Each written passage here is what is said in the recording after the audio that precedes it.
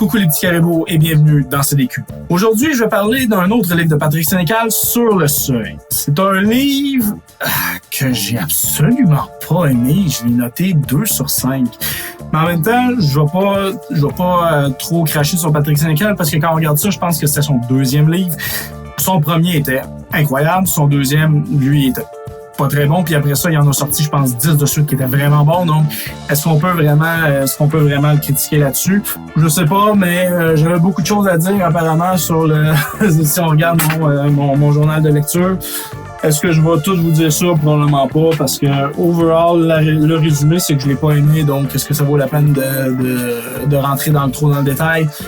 Pas vraiment, mais je dirais peut-être une chose, c'est que ce livre-là est sorti, j'avais comme 8 ans, donc ça fait au-dessus de 20 ans qui est sorti à ce stade-ci. Donc, est-ce que c'est lié? Ben, pas 20 ans, mais presque 20 ans.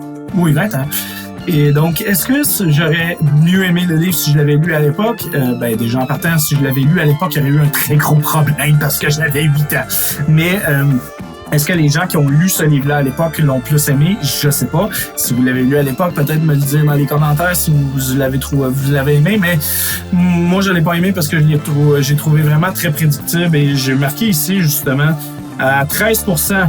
J'étais à 13% du livre, puis j'ai prédit le plot au complet, puis la fin. Donc, c'est une des raisons pourquoi je l'ai pas aimé. Puis une autre raison aussi, c'est que je l'ai marqué ici, ça ressemble beaucoup à The Shining en tant que tel. Donc, pas sur toutes, mais en gros, en général. Puis bon, je parle comme si j'avais lu le livre The Shining, je ne l'ai pas lu. J'ai écouté le film, puis je sais que le livre est très différent du film, mais je suis pas intéressé du tout à le lire parce que, je sais qu'il est très populaire, mais j'aime pas du tout Stephen King. J'aime pas son écriture.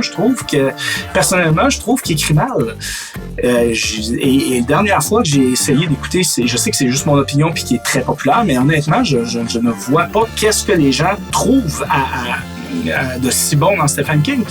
Et je sais aussi qu'il prend très mal la critique apparemment, ce que j'ai lu, donc voilà.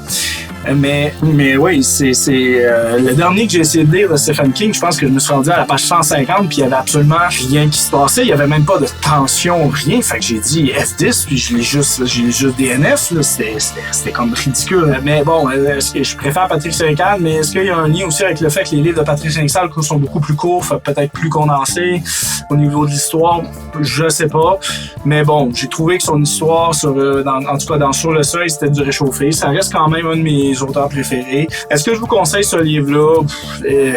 Déjà, en partant, les thèmes, c'est très graphique, très violent. Donc, à la base, je ne le recommanderais pas à tout le monde. Et même dans les gens qui aiment ça, les livres d'horreur et comme ça, je dirais allez-y, peut-être, mais parce qu'il peut être quand même un peu intéressant à lire, mais allez-y pas en vous disant que ça va être le meilleur livre que vous ayez jamais lu. C'est très loin de ça. C'est loin d'être le pire aussi, mais c'est très loin d'être le meilleur que vous allez avoir lu dans ce style-là.